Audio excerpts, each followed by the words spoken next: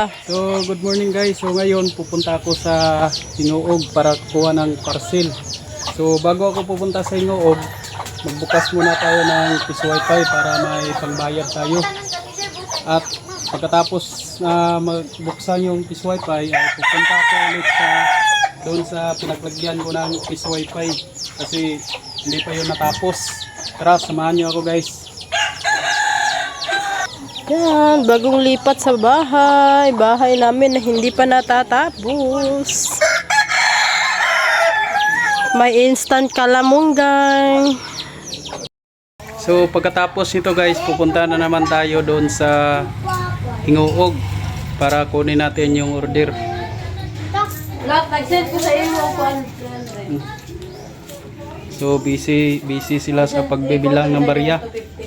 Yan, kahit maliit lang, pag iniipon lahat, marami na. Makabayad ng order.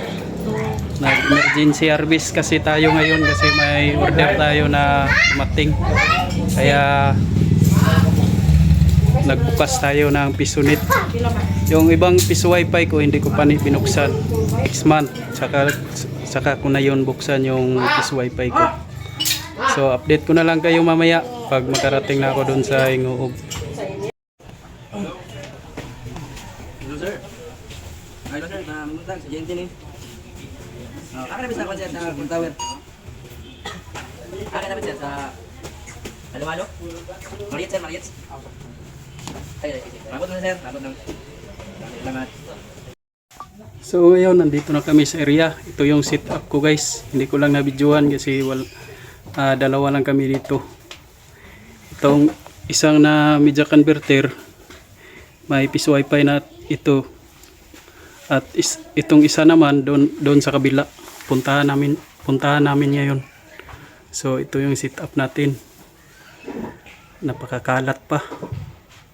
So samahan nyo ako. Punta doon sa kabila para mag-set up ng another Peace Wi-Fi.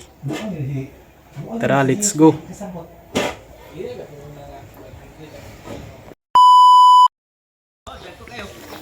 So yun, tapos na ang pag-install namin dito ng Peace Wi-Fi. Ito yung Peace Wi-Fi ko. Nasa loob ng tindahan. Yan, o diba napaka-astig yung lead frame.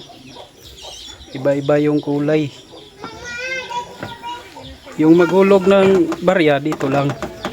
Kasyang-kasya yung kamay. Yan, o diba napaka-astig ng lead frame.